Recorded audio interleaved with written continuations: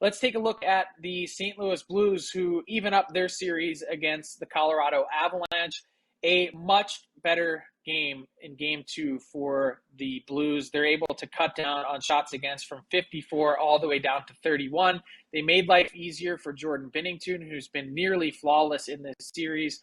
And you look at the adjustments that Craig Berube has made in these playoffs so far, not just series to series, but game to game. He's had the golden touch for the Blues. He broke up that line of Buchnevich, Thomas, and Tarasenko, sprinkles those guys throughout the lineup. And David Perron, we've talked about his heroics already this postseason, the hat trick to open things up for the Blues in these playoffs. He's ageless. He's defied the age curve, Matt.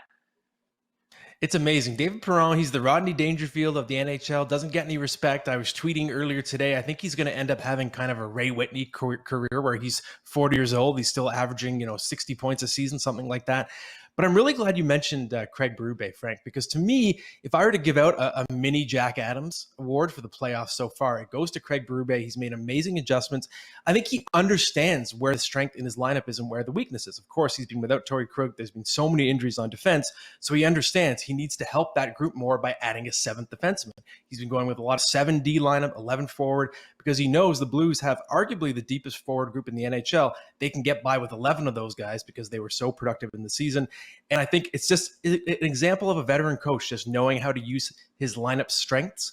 And I think it really came into play in game two. What really stood out to me as well, it's not like the Blues just sort of hung on the way they did in game one. They really, truly outplayed Colorado in game two. It was a 21-13 edge in scoring chances 5-on-5, 9-3 edge in high danger chances. So that tells us this is really a series. This is not just a David versus Goliath. That was a really fair, even matchup over the first two games, if you look at the totality of the series.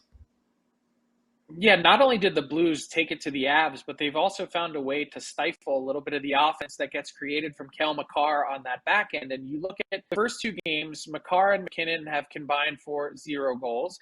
They were beasts in round one against the Preds. Obviously a different opponent, much more stout opponent. Do you have any level of concern? Nathan McKinnon said they were, quote, really bad in game two. What's, any concern about the Avs and their stars getting on track on the score sheet?